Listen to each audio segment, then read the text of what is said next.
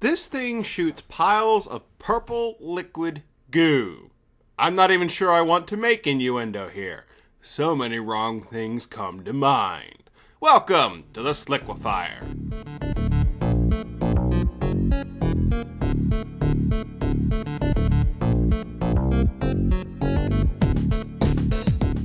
Hello, I'm Raging Amish, and welcome to the Sliquifier in Black Ops 2 Zombies. I received several messages prior to this video wondering why I'm covering the Sliquifier at this point in time. Why am I not covering all wonder weapons together? Picking the Sliquifier here and now seems like a weird choice, doesn't it? Well, I'll be honest, I'm not entirely sure we're working with a wonder weapon here. I'm a very proud nerd, and I follow the zombies lore. I would argue the wonder weapons were created by Group 935 and are directly powered by Element 115. I haven't seen any evidence that the Sliquifier is indeed powered by said element in any way, shape, or form. To all those who say this is a wonder weapon, I'm going to be picky and say no. No, it's not. Suit yourself, I'm easy. I say the Sliquifier fits in the new category separate from wonder weapons like the ray gun or monkey bombs. The developers got clever this time around and introduced new ways to build weapons and or special equipment. The Sliquifier is a buildable weapon on die rise, much like the jet gun in transit. To get your hands on this thing, the Sliquifier must first be built.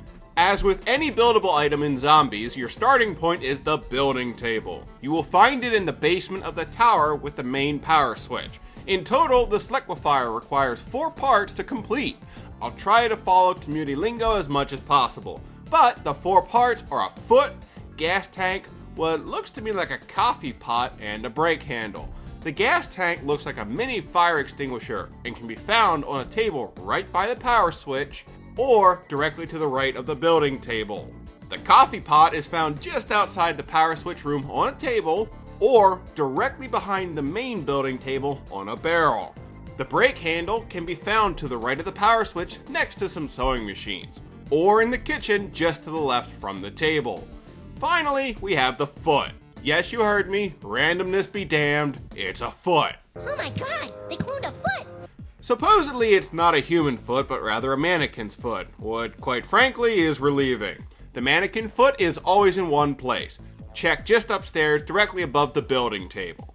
Once complete, the Sliquifier is a semi-automatic weapon. The power is insanely strong. The rumor I've heard is you can pull off a one-hit kill up to round 100.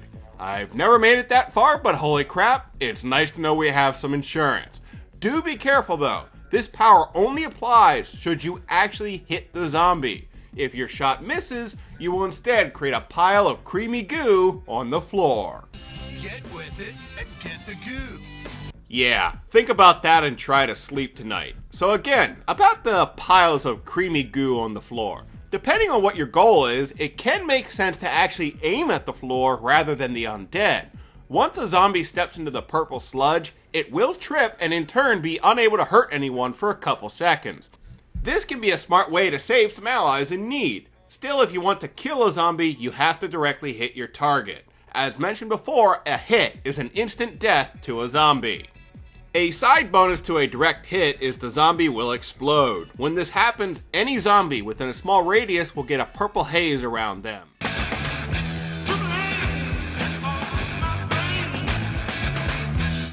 When surrounded in this purple haze, the zombies have roughly a second or two before they will explode as well. If you have a large group of zombies, the purple explosions can set off a chain reaction and potentially take out every zombie on the map.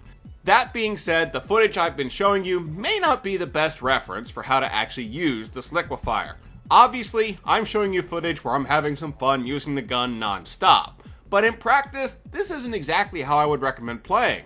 While the weapon is very powerful, the magazine capacity and loadout is limited. You hold a total of 10 shots per mag and 50 shots at max. In game, you need to be smart. Make sure you choose your shots and that you choose them wisely. You must choose. But choose wisely. By no means would I say the ammo loadout is bad. 50 shots is more than enough to get by. I'm just saying you need to be smart. In the later rounds, max ammo drops are few and far between. The Sliquifier should be used to get yourself out of a pinch, but for general combat, I'd say stick with other weapons like LMGs or assault rifles. You should also keep your reloads in mind as well. Without Speed Cola, the Sliquifier takes a while to refill the purple goo tube. And yes, I just called it that. As such, keep your in-combat reloads to a minimum. On a separate note, acquiring the Sliquifier has an interesting twist to it. Let's say you run out of ammo and switch the gun out for something else. You can potentially get the Sliquifier back through the mystery box. Once you have built this weapon, it will show up there. So, seeing as the gun comes from the table, or mystery box, you cannot purchase more rounds. Only a max ammo drop will refill your loadout. As mentioned before, the gun requires a direct hit to kill, so you will tend to miss here and there. To make matters worse, sometimes I think the weapon is slightly glitched. It's not often, but sometimes I swear the weapon is on target, yet a shot or two will miss. Could it be lag? Possibly. Regardless, I have sometimes missed, even when the crosshairs were dead on. Ah, screw me! Granted, it is rare. 99% of the time, the Sliquifier is a dead-on hit. But every once in a while, the shot misses and leaves me baffled, wondering where it went. As you can guess, the Sliquifier is not what I would call a moneymaker. The gun is designed to clear paths in front of you. If you need points, stick to something else. As for the Pack-a-Punch, the Sliquifier has a special trick to it. Contrary to popular opinion, the developers have hidden a way to upgrade this weapon, and frankly, I'm surprised the community hasn't picked up on it. It's a huge, multi-step process, and I have to give the developers credit. They hit it quite well. Once complete, you'll get the Tyrannical Ravenous 01 Liquidator, or when you spell it out, the TR01L. Now, for those wondering how to get said weapon, here's how you do it. Step number 1.